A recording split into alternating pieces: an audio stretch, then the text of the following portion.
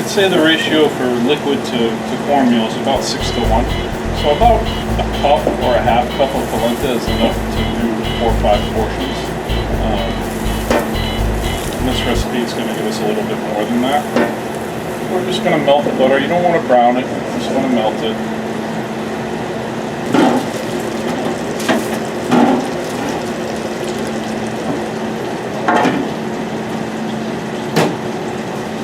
Use a cookie sheet or a sheet tray and parchment paper.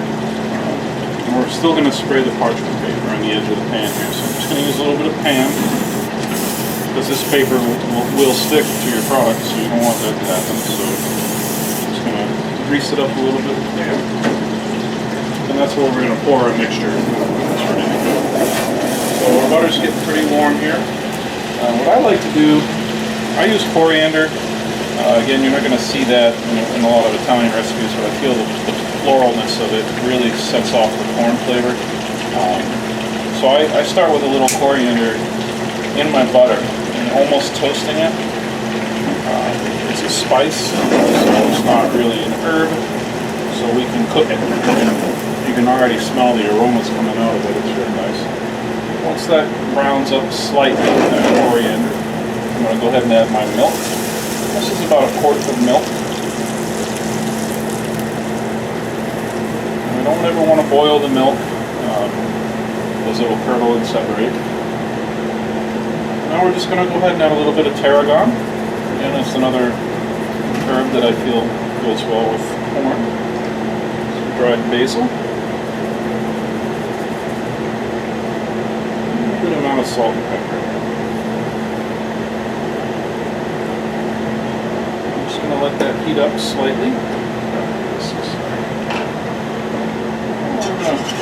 Mix it together. You can see the butter on the top. That's fine. It's just going to be separated until we add the cornmeal anyway. So stir it up best you can. Again, we don't want this milk to we don't want it to boil. It needs to be warm to cook the cornmeal. So be able to see a small amount of steam coming off of it, or even just feel how warm it is. This is a stone ground cornmeal. It's a finer grain, so it gives your polenta a nice even, smooth texture, so it isn't gritty. A lot of recipes use water and finish with butter, or they use water and finish with cream. I just use milk. That's the way I was taught to do it.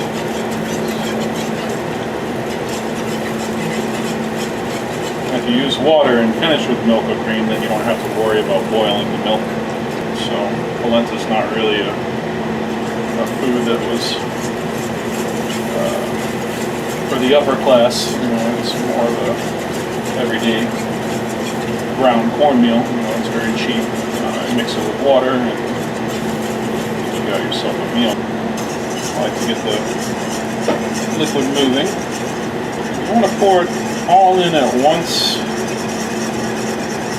but in a controlled manner here. And that little glass cloth is what we don't want. So I'm gonna try to break it up here.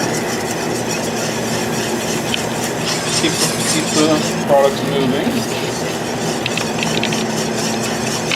And that was about a cup of cornmeal to a quart of milk. Kind of play with it with the whisk, and if it's popping out a little bit, you're okay. Say like the consistency of like I don't know, like a pancake batter, almost like a thicker pancake batter is what we're looking for. So we'll just go ahead and work it onto this sheet tray here. Again, this has been lubricated. Pan spray. All out. So I'll take it. We're just going to work it gently over the tray.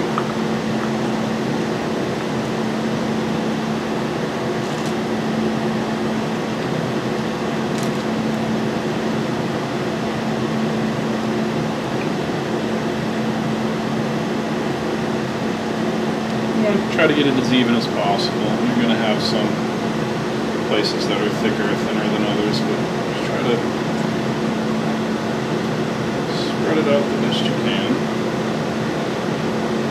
just going to let it sit for about 5 minutes.